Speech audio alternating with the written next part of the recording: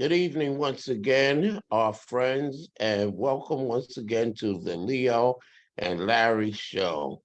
And I'm here as usual with my partner and co-host, Larry Smith. I'm Leo Whitberry, and you're I'm Larry Smith, publisher of the Community Times Newspaper. thank you. We have a special guest this evening, all the way from London, England. And she was with us during our recent visit to London, and we talked about maybe the connections between situations here in the U.S. and also in London. And she's none other than Mary Dickerson, a member of the Stop Burning Trees Coalition. Glad to have you, Mary. Pleasure to be here. Thank you for having me. Yes. Welcome. Mhm. Thank you so much. So why don't you tell our listening audience something about yourself, some of your background, previous work you've done, and how you've come to do the work that you're currently involved in. Yeah, for sure. Yes, I'm Mary Dickinson. I'm a campaigner with the Stop Burning Trees Coalition, Extracts and Biofuel Watch, which I've been doing in this capacity for close to a year now, I think. Yeah, so I have the history of environmental justice campaigning, different organizations campaigning often against fossil fuels, running like divestment campaigns in my university, then moving on to sort of broader widespread campaigning. And then I got very heavily involved with sort of focusing on biomass and DRAX in particular a couple of years ago, just before the pandemic, when we set up sort of this iteration of Axe DRAX, which is a grassroots network in Yorkshire, and now has spread much broader than that, sort of with the focus of taking action against DRAX, because well, a couple of us lived about 20 or do live about 20 miles away from DRAX. It's right on our doorstep, and we see this every time we get a train to London, every time we go somewhere. And it just felt, once I started learning more and more about it, that there was this huge injustice that was right on our doorstep and allowed the sort of opportunity for local campaigning, engaging with the local community, but also trying to do something to stop the massive harm that Drax is causing here and abroad. So that sort of went through sort of like we were doing sort of different demos, that sort of thing with Extracts. We've moved now more into direct action. And then I got involved with setting up the Stop Burning Trees Coalition last year for Drax's AGM, which was in April. And it's sort of a grassroots network of lots of different groups around the north, from trade unionists to health campaigners to environmental campaigners, all working together to try and stop this destructive industry, but particularly Drax, because they're the biggest in the world, they're the baddest in the world, and they're constantly growing every day. So trying to do what we can to stop that here and stop the harm that's being caused with our money abroad. And now that takes up Okay. pretty much all my time. Mhm. And so for our audience, Drax is the largest utility in the world that uses biomass wood products, which basically trees are cut down, they grind them up, they turn them into these pellets, and they coal fire them. They burn them along with coal. And what they're telling the world is that because they're using wood, that they're not putting as much pollution in the air. They're not adding to the emissions that scientists say is causing a climate change. And so Yorkshire is in the northern part of England, and that's where they have a huge facility that just burns wood and have this huge giant cooling tower. And the wood that they use is sourced or comes from the southeastern United States of America. And so, but of course, with any facility that is burning things and emitting fumes, the people who live there, like Mary, up to 20 miles away, are experiencing some harms. And so, Mary, can you tell us some more about like what harms, what's happening to the environment on your side of the ocean before we start talking about what's happening in the United States with this company and others? Yeah, for sure. So to preface it, Drax does export most of their harm, which I think we're going to get into in plenty of depth. But here in the UK, there's still the same issues of the particulate matter that's being emitted, sort of the wood dust being very carcinogenic. So Drax is currently going through a court case at the moment. They've been taken to court by the Health and Safety Executive for having unsafe levels of air pollution for their workers over the last about 10 years, I think. It's been very difficult to get any information out of that. They're keeping it very close, but we do know that they have just been polluting their workers for over a decade. Then in the area, Selby itself, they actually don't measure air pollution, which I mean, anyone could hazard a guess to why that is when every other area does. But we know from local people and from studies that have been done, there is no way that they aren't emitting dangerous levels of pollution to that area. Their current newest project as well, bioenergy with carbon capture and storage, which is what they're pushing at the moment, has been linked to the amines they use to scrub the carbon also have lots of potential carcinogenic impacts, as well as harm to the area around the site where there's lots of protected species and that sort of thing, because it is in quite a rural part of the north of England. But fundamentally, most of the harm that Drax is doing is exported abroad to communities like yours, to communities in Canada, in Estonia, and that's still all being funded by our government. So it's dangerous here, but I think what they're doing is far, far worse abroad. So you said that a lot of the what's being admitted are carcinogens. So are you seeing an increase both in the residents around Drax and the employees of Drax? Have you guys seen an increase in the number of people who are contracting cancer? We've seen a couple of people, but I don't think there's been enough research to properly say that. We've spoken to some ex-employees who've developed long-term respiratory health issues, not necessarily cancer, but a lot of former employees or employees do suffer with respiratory health issues. But we haven't got any sort of data necessarily on the area of Selby, because I think part of it is that their smokestacks are so high that it disperses it over quite a wide range of Europe, quite a wide range of England, but also into Europe as well. So it's sort of quite dispersed, the impacts it's having. But we think if they build this new technology, that is likely to change and be even more concentrated in that local area, which is why we're trying to prevent that from happening. Mhm.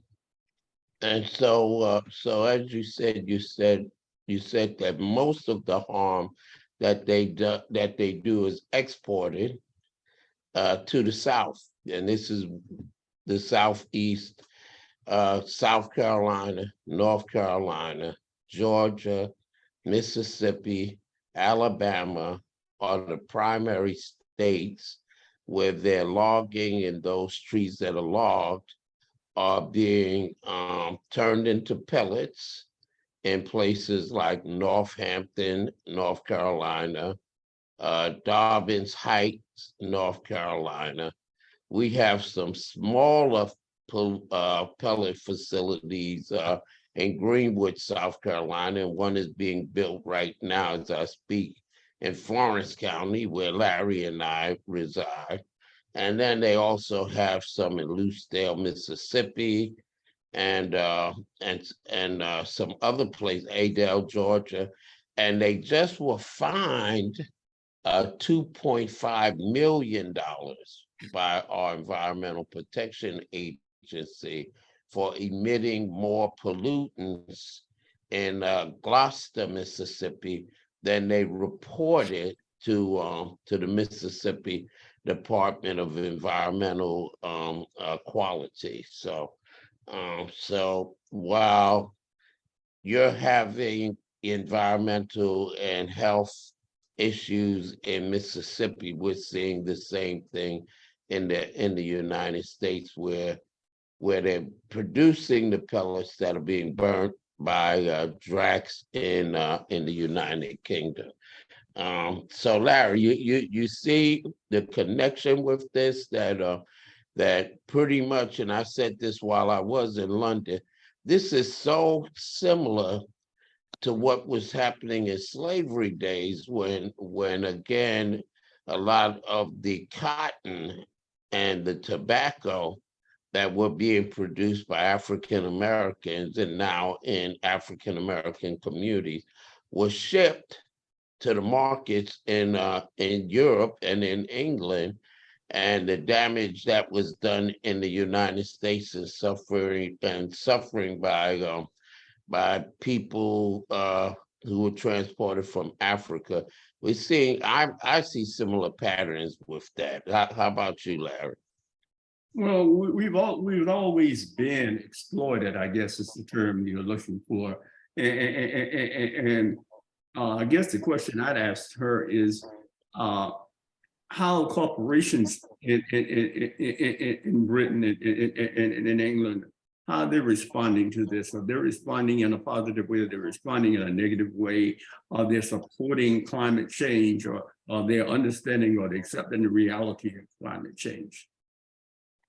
It's a good question. I think on the face of it, a lot of the corporations in the UK have started accepting the realities of climate change, and we see a lot of sort of big corporations suddenly rebranding themselves as very environmentally conscious and that sort of thing.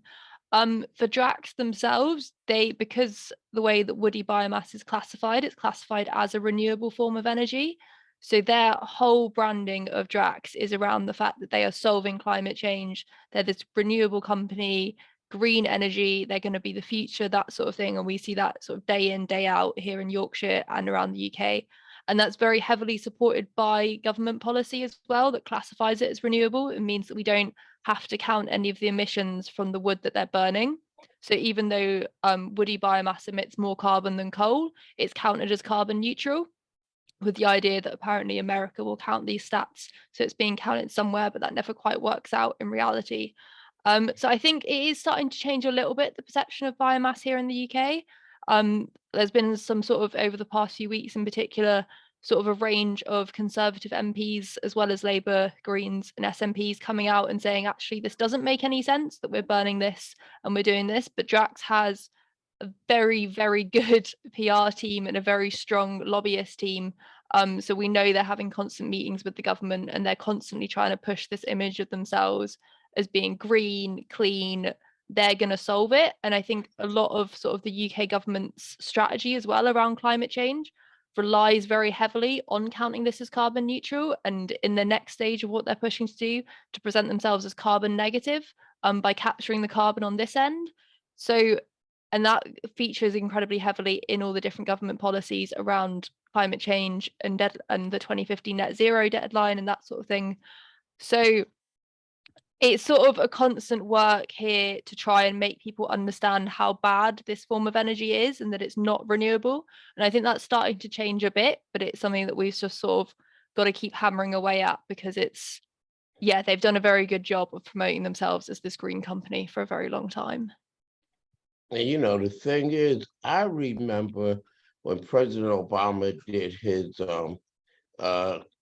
clean power plan, 2014, and which wound up getting challenged by the Republicans in Congress and others, and eventually was defeated by the courts, and primarily because President Obama was advocating for each state to come up with a implementation plan on how to reduce carbon by 40% by 2030, which we're not going to get to now.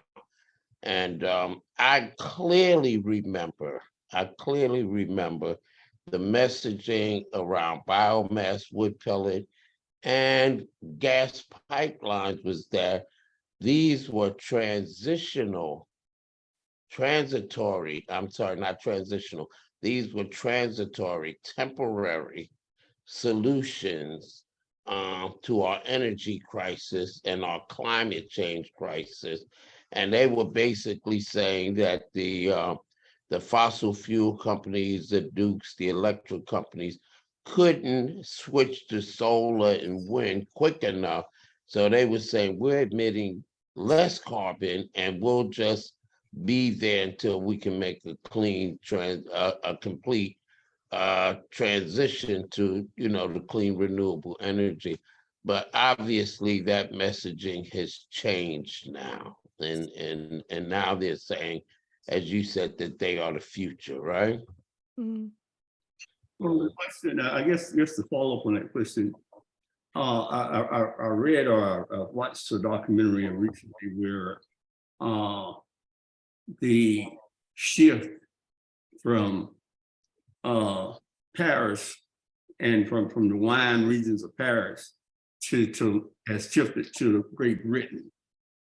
And so climate change has had a tremendous effect on the continent itself in terms of changing them. Now the best wines in the world are not coming from Paris, but now they're coming from Great Britain. Has that kind of been an eye opener for you, for the people in your community to see that kind of climate change, that it's affecting you in a positive way, but it's still a very, very strong climate change? I think yes and no. Like, I think we've had, like last year or every year for the past few years, we've had the hottest weather ever. Like, we were in the 40 degrees last year, which for England, for Yorkshire, is just completely unheard of. And then we come into winter and we have these extreme cold snaps, and we've had record-breaking storms every few months and that sort of thing. And like, yeah, as you say, like with the climate changing and just being hotter on average, the things that people can grow changing, and also lots of crop failures as well because of all the droughts, particularly last year and the years before that as well. There's been a lot of crop failures and farmers finding it much harder. So in a way, I think people are becoming more aware of the tangible realities of climate change. But I think it's also that happens for a couple of weeks. The media sort of puts up a big thing like, hottest summer ever, everyone goes to the beach, and then everyone goes to the beach, and then we all kind of just go back to our daily lives. So I think there is like a growing awareness and a growing sort of realization that there are going to be impacts here, and like we have a lot of coastal communities and that sort of things. We're just a tiny little island, really. But at the same time, I think there's so many other things going on with like the cost of living crisis here and all that sort of thing, that people are just really trying to get through the day and pay their bills and are constantly choosing between things like eating and heating their homes, that it's sort of, it can get a little bit to the side. Like, I think people are aware of it, but also we have a government that's refusing to really take any proper action. And said they're giving tax breaks to oil companies, and funding dracs and all this sort of thing. So I think people are aware. Like, I'm spend a lot of time around environmentalists, so we all spend all our time banging on about it. But I think a lot of people are really just trying to get through the day, and they want climate action to happen, but they don't necessarily have the time or the resources to be going out and demanding that constantly, just because they're trying to, survive. Yeah, and I laughed a little bit because it's the same thing here on our side of the ocean, or as you say in England, on our side of the pond. I listened to the weather this morning, and they were saying that, sometime next week it's going to go up to 83 degrees in February. And instead of the weather channel, the weather people start talking about climate change and, shifts in weather patterns, etc. They said exactly what you said. Oh, the weather will be great. You can go to the beach, so that's a part of the problem. And then also on our side of the ocean, people are struggling to pay their bills. We have inflation, etc. And when they hear us talking about trying to reduce emissions that are contributing to climate change by 2050, people are more concerned with, how do I survive today? And that's a huge challenge on our end. But it seems, and Larry, you're in the media. It just seems like the media really isn't change. They really aren't sharing a lot of information around climate change. Well, first of all, the media responds to corporate America. And corporate America, since corporate America, and not only does the media respond to corporate America, government responds to corporate America. And so because both of those two entities respond to corporate America, there is not going to be a lot in the media about climate change in a negative way, because that's not advantageous to selling advertising. That's not advertising. It's not advantageous to selling soap. And so what we've got is we've got the big three. We've got United States, China, and we've got Russia in a space race.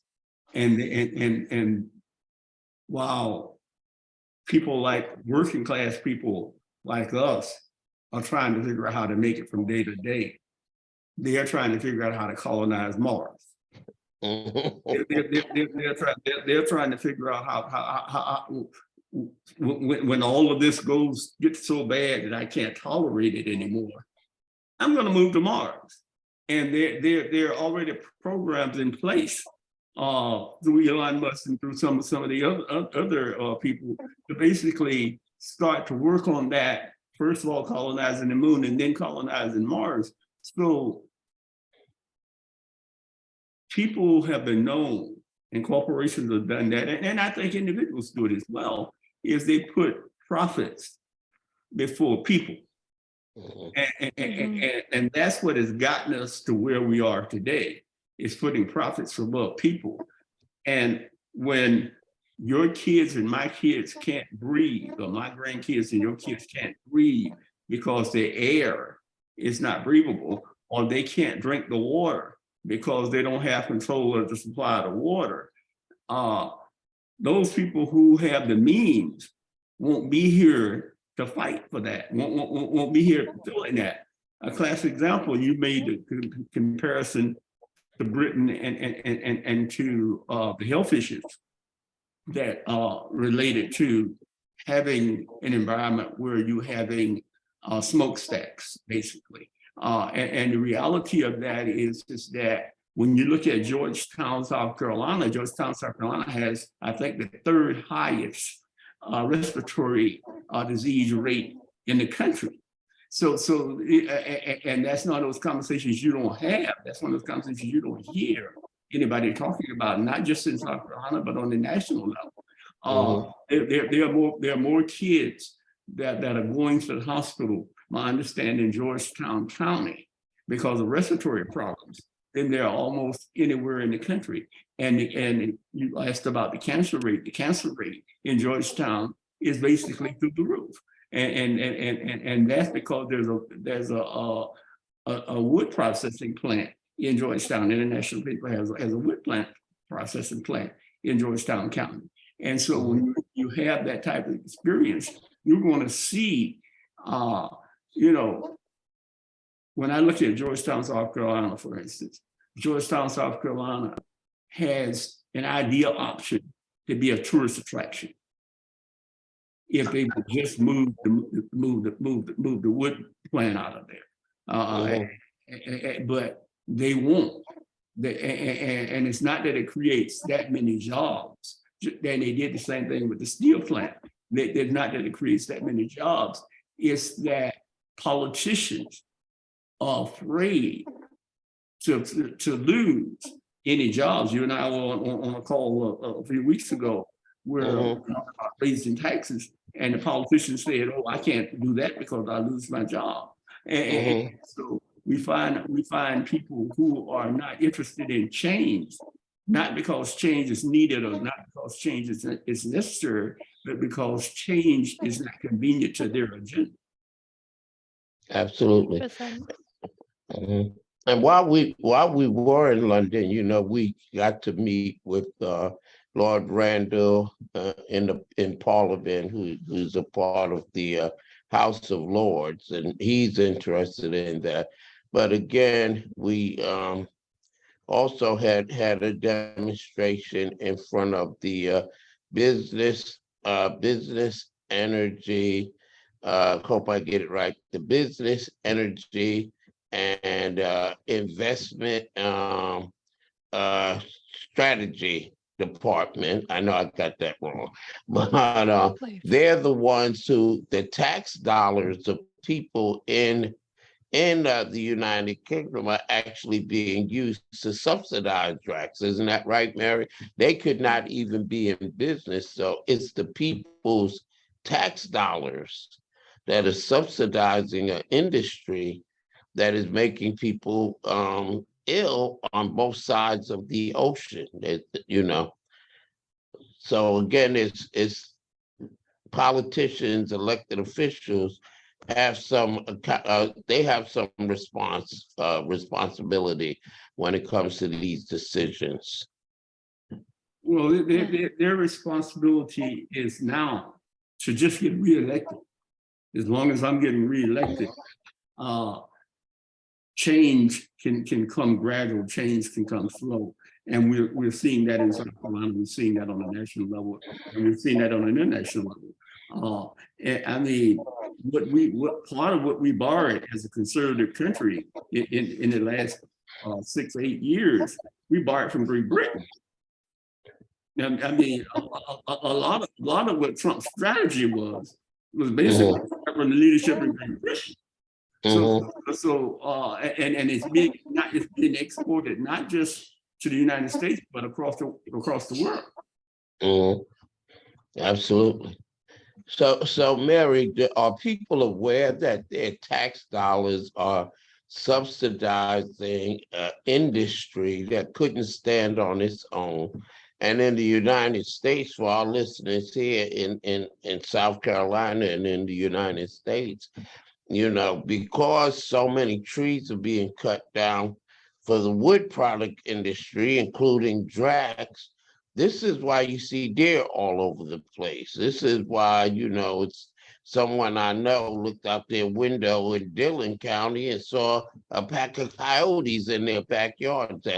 This is disrupting our environment, which includes our forests, and animals no longer have those safe places to be, so we're starting to see them more and more in residential areas, and so it's impacting human beings, communities, etc. Mary, I had a question because I know, is it true that the employees of Drax went on strike? Yeah, they're currently, well, they had their first strike day Monday. Apparently I couldn't make it there, but there was apparently really good turnout, and contract workers also striking in solidarity with them as well, which was really good to see. And then I think they've got something like 17 or so more strike dates planned over the coming months. So they're striking both over pay and conditions. So they went on strike a little while ago as well, and there was some interviews with workers there who were saying they're working in like 50-degree centigrade heat, and sort of just awful conditions in there. And they're also not getting paid anymore. So Drax's financial results are actually due out tomorrow morning for us. And I'm hearing rumors that that'll be the first year they've made over £1 billion, including the subsidies, of which previously they've been getting 2 million a day in subsidies coming out of our bills.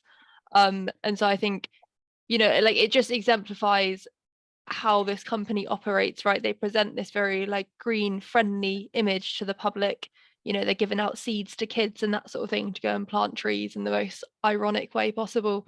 But then they can't pay their workers. They're poisoning their workers. Their workers are in horrible conditions. They're poisoning communities abroad. They're cutting down forests abroad. In Canada and British Columbia, they're logging on unceded indigenous land. Look at Estonia, highly biodiverse forests. Here for you in the southeastern US, like logging biodiverse forests, reducing flood defenses. I think as a company, it is just such a core example of sort of green capitalism or green colonialism, where they do it all in the name of renewable energy. But wherever you look along the supply chain, they're treating people horribly, they're harming the environment. And so, full solidarity with the Drax striking workers. At the least they could do is pay them properly and sort of improve those conditions for them working. And, it's a cost of living crisis. So like the time to be paying people properly now is now. I hope their strikes go well. I hope Drax at least starts to pay them a bit better. But fundamentally, it's a company that's looking to extract as much profit as it can, wherever it can, whether that's from the public or from private sources. Did you hear the term? What a term she used, Larry? I never heard that before. Green colonialism. Did you hear that? Well, it's colonialism wherever you look. And so I guess it's just justifiable that it becomes green colonialism. It's become colonialism for minerals. It's become colonialism for natural resources in Africa. So why not green colonialism? I think that that's a natural evolution. I guess the question I'd ask is, the first question I'd ask is anybody tried to organize this organization in terms of unionizing? So they do have unions there. I think the main unions Unite, which is a pretty big, like broad union in the UK. So yeah, they are unionized, the workers that are directly employed there, and Unite, like they do a lot of good stuff for protecting their members, but it's also very much just sort of focused on keeping jobs and pay and terms and conditions, which is fair enough.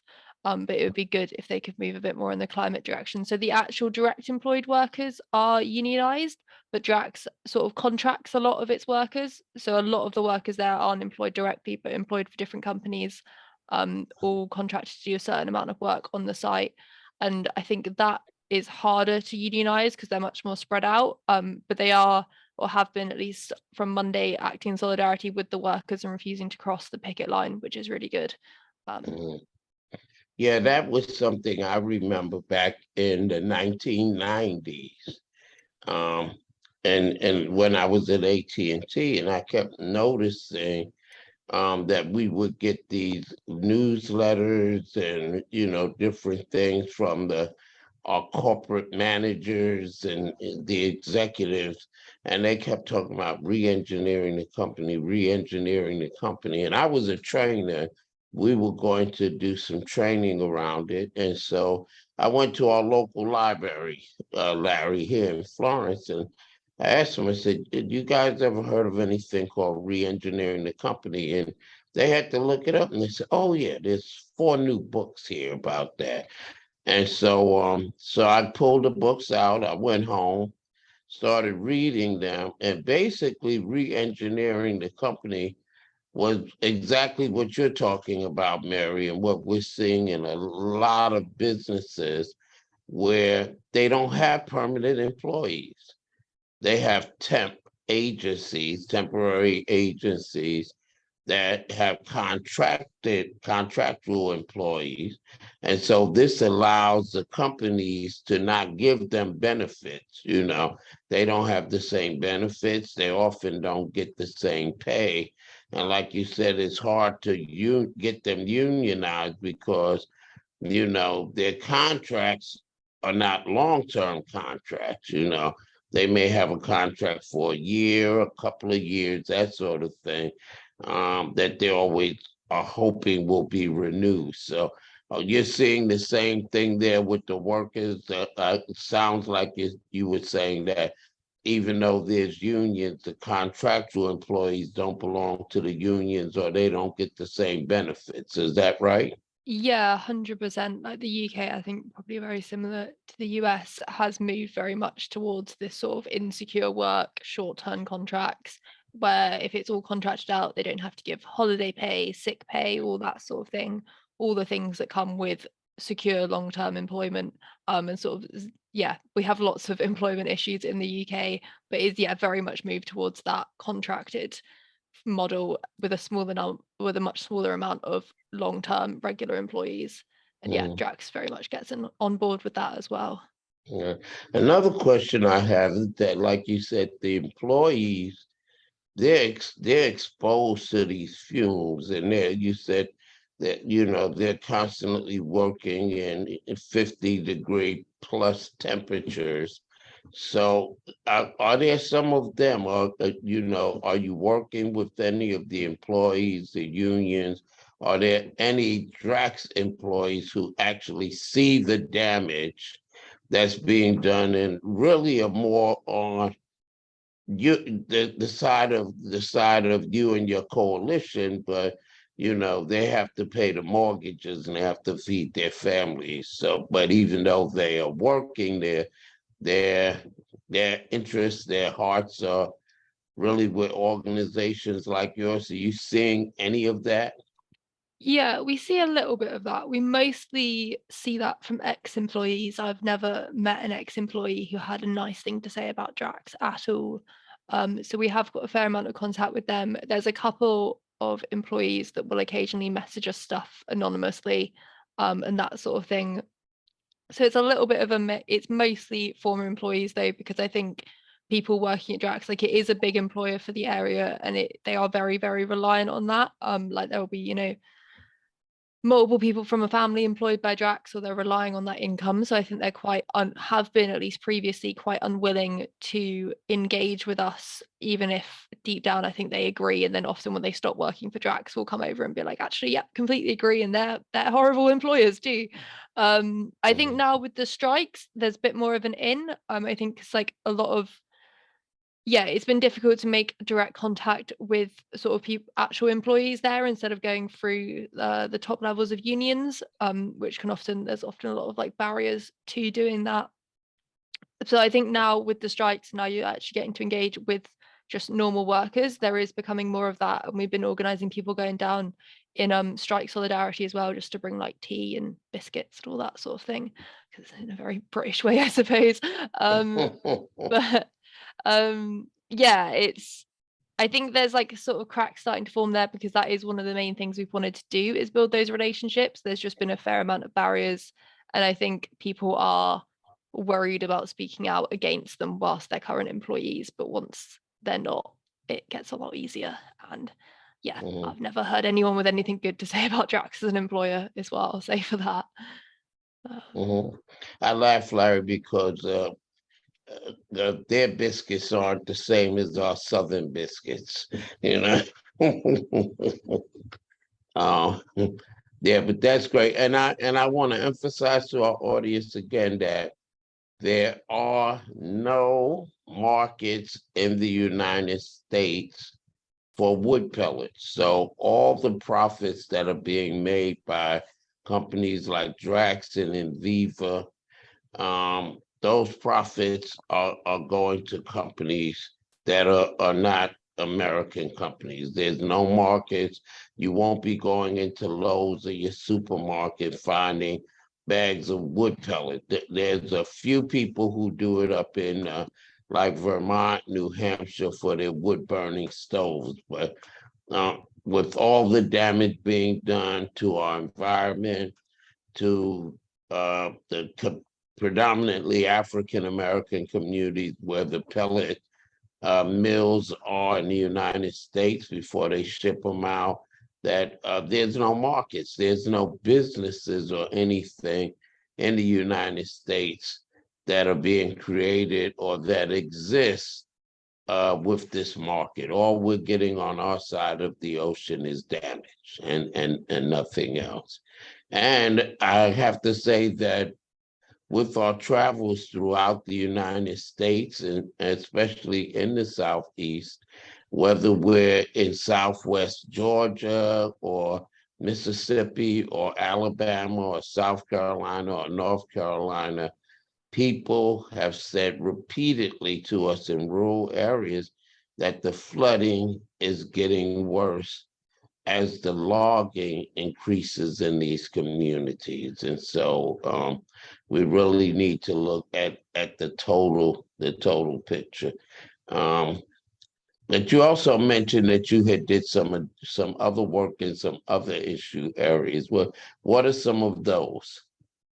So I guess a range of things. So yeah, when I was at uni, I did campaigning to get the university to divest from fossil fuels. Because a lot of the unis here, probably the same in America, hold all their sort of like funds in these investment funds that are very invested in fossil fuels. And after a couple of years, finally managed to win that one, and that had been like a long-standing campaign. So it was really nice to have that win. Yeah, then I guess on like more of a local level, I used to be quite involved with Extinction Rebellion, and coordinated one of the local groups. So we did a lot of work around the council and setting targets for net zero for 2030. So that was one of the campaigns I was running through that time, and then moved on to sort of, and was also doing more national stuff, focusing at things like the media as well, and like, 'cause we have a very our media is owned by 5 billionaires who control the narrative very strongly. So worked a bit on that. And then also got involved with some sort of anti-arms fair stuff, because we have a very big arms fair that happens every 2 years here. So campaigning against that and how that ties in with, well, horrors all around the world and climate change and all those sorts of things. Our government is very, very big on producing arms and selling them to oppressive states around the world. Yeah, and then I guess sort of just general campaigning, awareness raising, trying to get people more engaged through quite a few different means. And then yeah, drag stuff sort of took over my life a couple of years ago, and I've spent a lot of time on that. I guess I'll ask is, Go ahead, Larry. how engaged have you been with your local and state and national legislatures on these issues?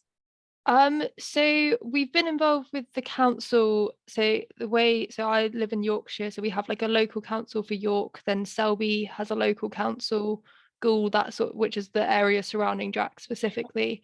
Then we have a more regional council as well, and things like the Yorkshire and the Humber Climate Change Commission. So, and we also have local MPs. So we've been engaging with our local MPs. That's been sort of one of the things the coalition has been doing, is trying to get more people talking to their local MPs about it. The council, to some degree, but they don't have really that much power, at least for things like Drax here in York. But we have been working with the local Selby council and councillors on there as well, who are becoming more anti-biomass. But Drax does also give quite a lot of money to that council and has very close ties with the MP for the area as well. And then one of the things we've been looking at more recently is the Yorkshire and the Humber Climate Change Commission, which sort of sets out the climate plan for the region. So there's lots of really good people on that board. Drax is also on that board as a climate leader in the area. So we've been trying to petition to get them dismissed from the board. And I think that might have actually happened recently, very quietly. So we're waiting to hear confirmation on that. But really all of it, because of the way the UK or England is sort of structured, any like real change has to come from Parliament. It has to come from the MPs because it's national policy. So yeah. So the question is, you seem like when you mentioned all the people that you were really touching base with and reaching out to, Parliament wasn't in that group. Is there a direct link or a direct conversation going on with Parliament or with members of Parliament on this particular issue? There is, yeah. So we've been reaching out to our local MPs, like members of Parliament, and working with them a bit. And then Cut Carbon Not Forest, the coalition that I think like Dogwood Alliance and Biofuel Watch and lots of others are all part of, have been focusing more on direct relationship with MPs, because they have sort of the resources to do that, and much more of them are London based and able to have different connections through them. What I focus more on is the local engagement and sort of the community organizing. So the Parliament stuff is happening, and we often work, we do work very closely in conjunction trying to make those happen. But it's, to be fair, it's not my area that I mostly focus on. But that work is very much ongoing. I guess the question, the follow-up question would be,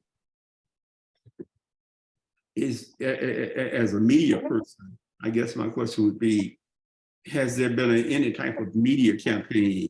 And understand affordability is a major issue in a media campaign. Can you afford to raise the money to create the awareness, especially when you're fighting major corporations who have kind of bottomless pockets? So the challenge becomes, how do you get your message out? Are you using PSAs in the community, public service announcements? Are you using billboards? Are you using flyers and pamphlets? Are you giving them out at churches and community organizations? What is the actual process that you're using to create awareness of this challenge? Yeah, that's a really good question. So I think a couple of different means, and there's different groups working on it who are sort of employing different means. So we've, for the Stop Burning Trees Coalition, been doing things like stalls, leafleting, social media is a big one across all of them. I think that's been one of the main forefronts we've been trying this. And then also things like writing to local press, getting people to send letters, because Drax often sponsors stuff in the local press. So then we'll respond and get into that whole long back and forth. And part of like the coalition has been reaching out to different community groups in the area and talking to them more, getting them involved, seeing if they want to join. So we've been doing that with things like trades councils, different environmental groups, health groups, that sort of thing. So that's been sort of the local awareness spreading, and also running different events, different screenings, different ways to bring people in and get them engaged. Then for like more, so then if you have like Axe Drax, the way we focused in there on getting media attention is more through direct action, through disruptive things that make the headlines and make it quite hard for them to ignore you. But that obviously takes a lot of capacity.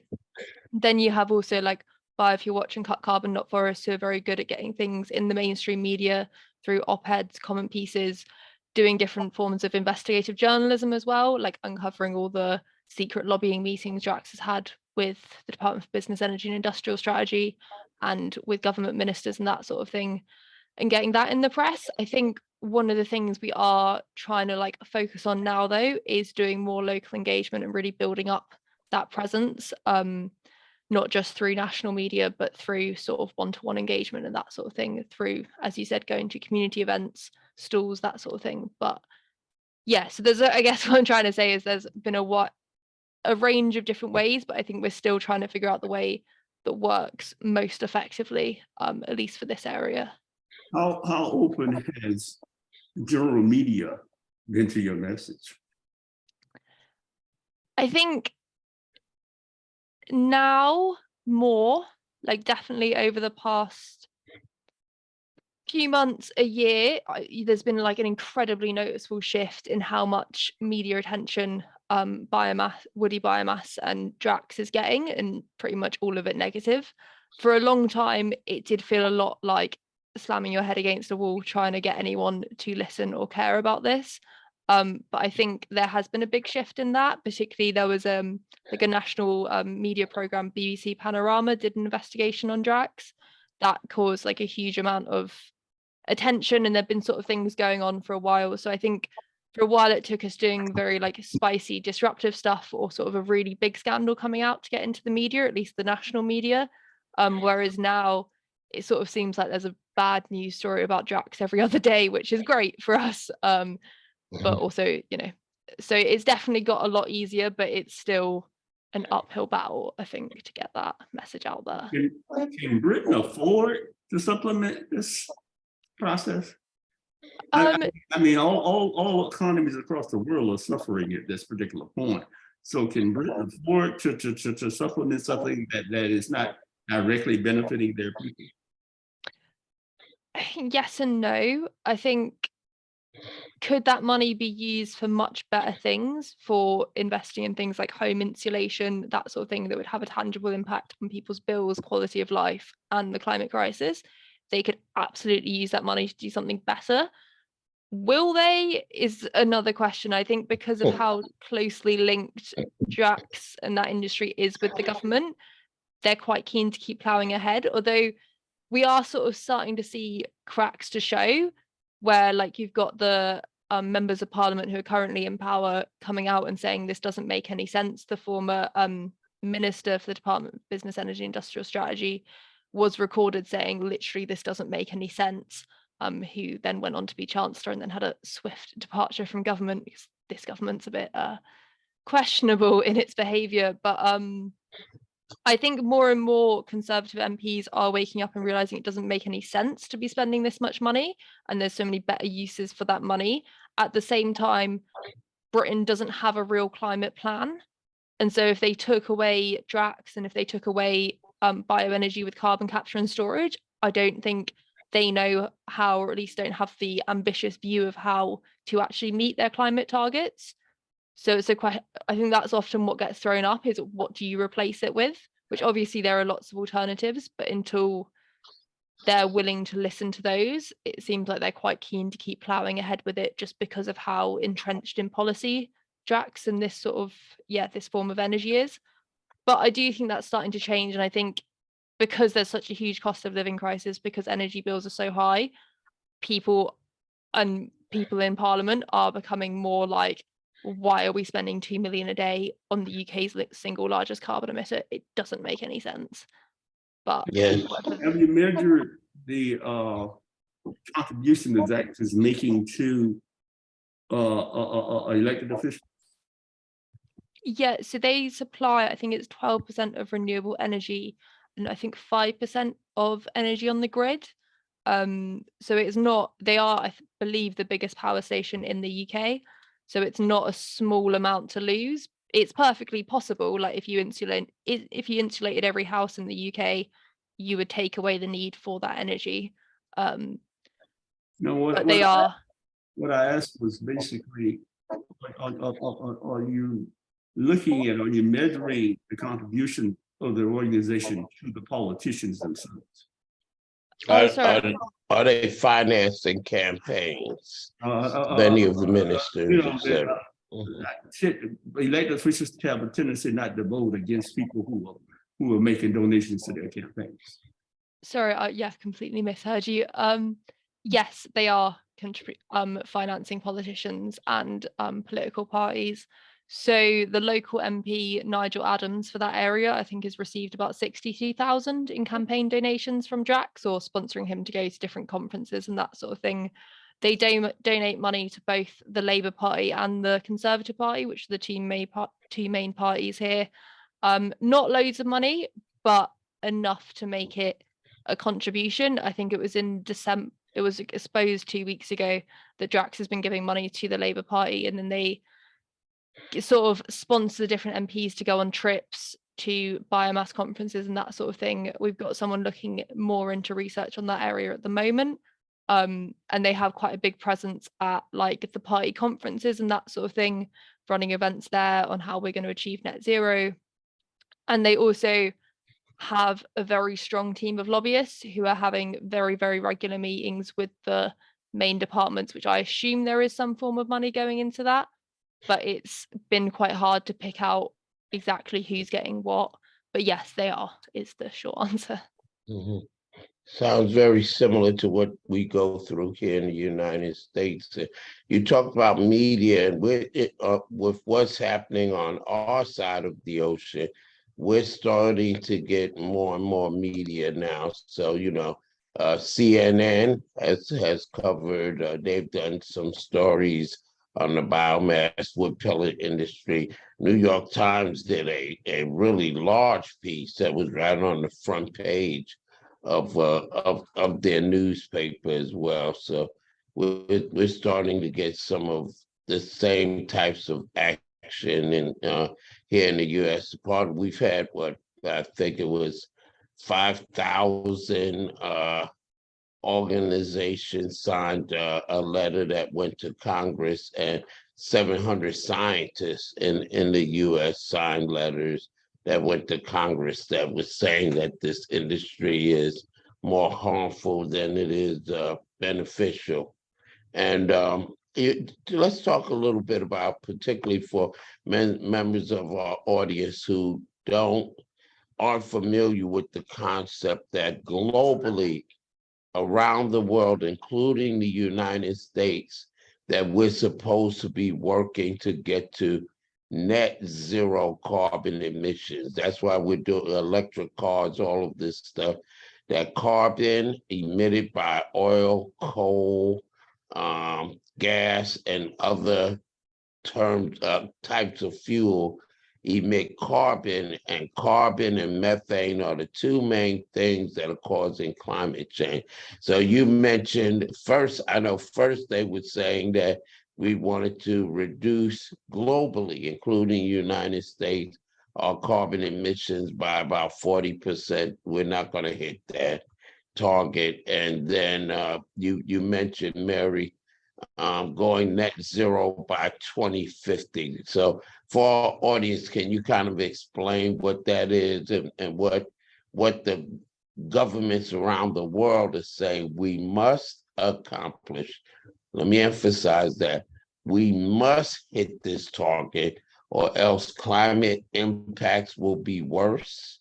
And I'm sure in your country, as here, every day something is happening with our weather. Every day, tornadoes, hurricanes, torrential rains, cold across the northern part, extreme cold, etc.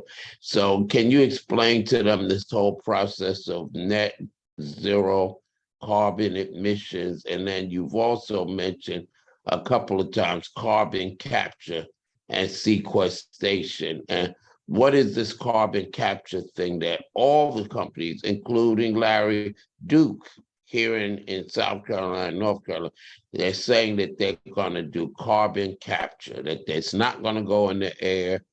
They've got some miracle machines or something. So anyway, can you give folks a little clarity around that, Mary? Yeah, I can do my best.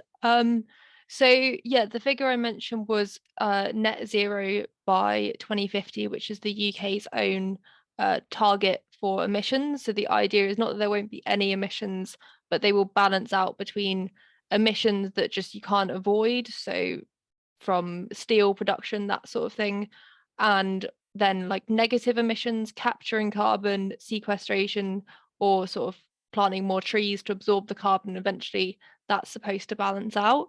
That strategy that the government has got for that was actually recently ruled unlawful because it was just never going to work. So they're working that out again at the moment.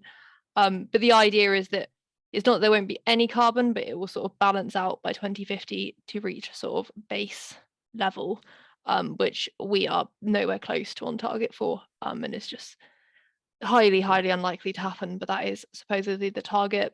Then the other thing I mentioned was carbon capture and storage, which, as Revlio said, is one of the things that features incredibly heavily in pretty much all climate change legislation around the world, from the Paris Agreement to all the different COP 20, however many's, and yeah, pretty much all global climate legislation and national climate legislation, which is the idea that if you put this technology on sites where it's emitting carbon, so things like oil refineries, when you're burning trees on the smokestacks, gas production, all that sort of thing, you'd put this equipment on and it would capture all the carbon that's being emitted, and therefore there wouldn't be any emissions from that, so you could keep doing it.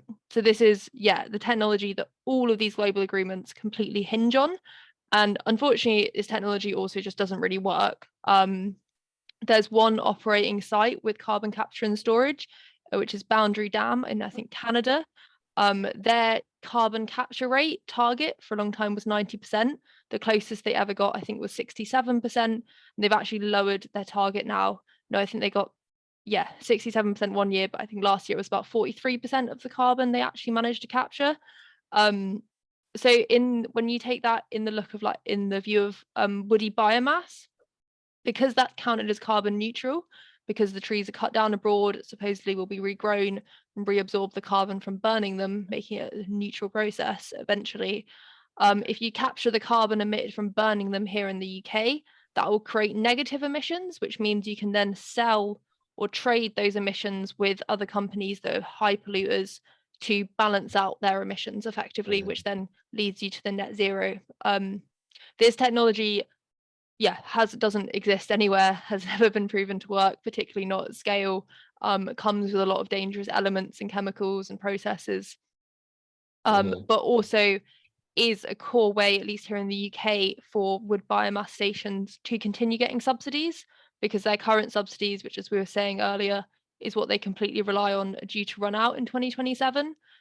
So they're now applying for subsidies for this, which I think for Drax and their bioenergy with carbon capture and storage plant is estimated to cost £31.7 billion, which is just an astronomically high amount of money for technology that simply doesn't work. But nonetheless, they're reliant on it for their business model, and the UK government was reliant on that in the hope that it will work so that they can balance out the figures and reach net zero.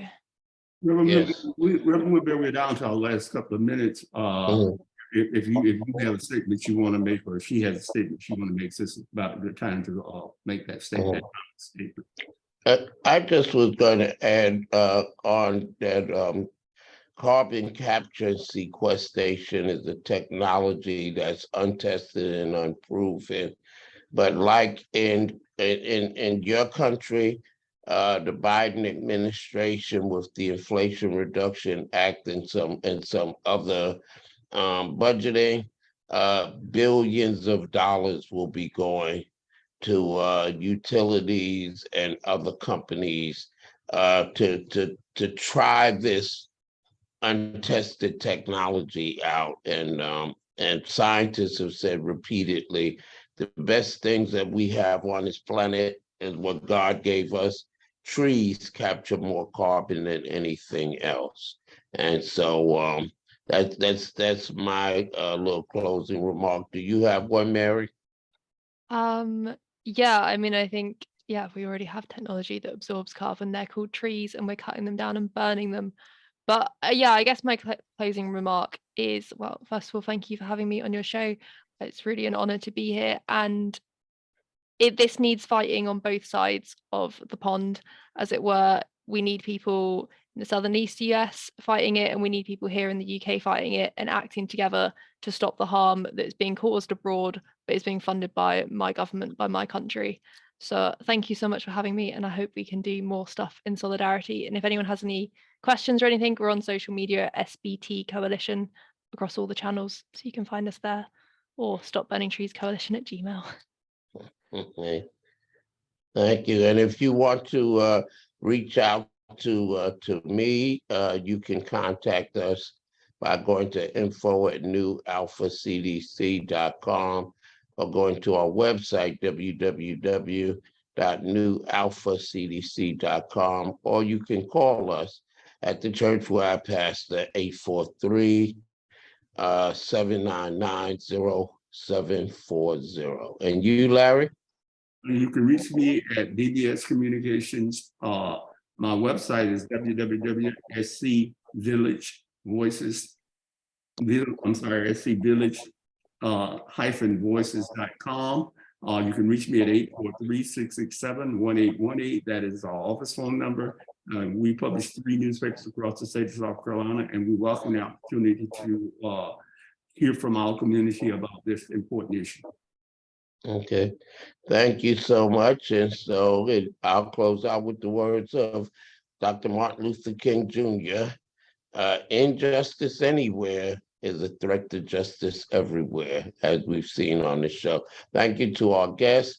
Thank you to our committed listeners. And until next week, this time, we'll see you again, or you'll hear us again on the Leo and Larry show. Thank you. Thank you. Thank you.